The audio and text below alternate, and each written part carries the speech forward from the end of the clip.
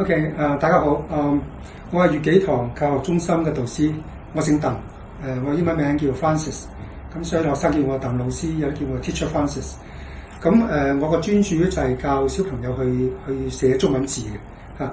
咁教學嘅對象咧就係幼小學生啦，同埋一啲非華語學生嚇。咁喺我介紹我個教學方法之前咧，我想先簡單講講中文有佢嘅特點嚇。如果我哋打開一本書嘅一本中文書，咁我哋見到有課文啦，課文裏邊有句子啦，有詞語啦。咁但係呢啲課文、句子同埋詞語，佢哋都係由字所組成。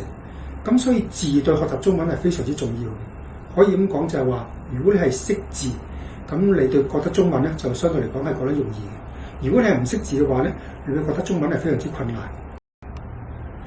咁小學生究竟要學幾多個字咧？大概3000個。咁呢3個字咧，3000個字咧就分2個階段。第一個階段就1到3年班咧，就大概學2000個字。咁第二個階段咧就係4到6年班，就學大概1000字嚇。咁字係由筆畫同埋我哋所認識嘅偏旁部首所組成嘅。咁筆畫究竟有幾多咧？大概30個。OK。咁偏旁部首喺近代嚟講咧，都統稱叫做部件。嚇，咁部件大概有幾多咧？500個。OK， 咁我哋呢度咧就可以睇得出，就係話我哋要學嘅小學生要學嘅就係字3000個，OK， 筆畫30個，部件500個。咁睇出呢個特點之後咧，我哋就會知道就係話我哋學字、學筆畫同埋部件咧，都係有特定嘅數量。咁有咗呢啲資料之後咧，我哋就可以可以規劃，就係話我哋有計劃咁樣，同埋有系統咁樣去教中文字、中文筆畫同埋中文部件嚇。咁我嘅教學方法咧就係首先將傳統嘅筆畫調整為字母。咁字母咧調整出嚟咧就有26個。呢26個字母就係可以寫晒所有香港嘅繁體字嚇。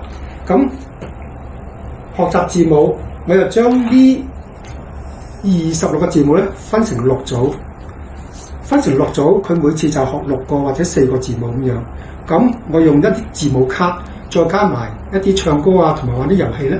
一般嚟講，學習中文嘅字母只係需要6個課堂，每個課堂嘅10到15分鐘咁嘅時間，基本上小朋友咧就能夠學識晒所有嘅字母。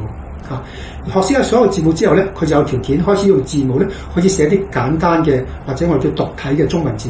譬如我哋寫耳朵嘅耳，我哋就可以用橫豎豎橫橫橫寫出呢個耳朵嘅耳字嚇。咁喺呢個基礎上咧，我哋就可以繼續去學部件。部件有500個，咁其中咧250個係我哋常見到嘅字嚟嘅。好似頭先個耳仔個耳字啊，或者1、2、3啊呢啲咁嘅字。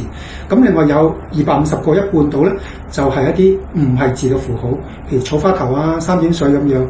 咁我哋學呢部件嗰陣時咧，就可以將呢部件教小朋友點樣將呢部件去嵌成啦。譬如我哋要寫書本個書字，我哋就會教佢呢個書字一開始咧，我哋就有個雪糕嘅雪字嘅下低呢部分，再加埋個土字同個日字，將佢擺埋一齊，我哋寫咗書本個書字啦。咁所以250個部件係一啲唔係字部件。我哋如果分開一個有系統咁樣，以每次學4到5個部件，我哋喺好短時間之內咧，就要將呢啲部件咧就會學完㗎啦。咁整個教學系統就係咁樣嘅。唔該晒。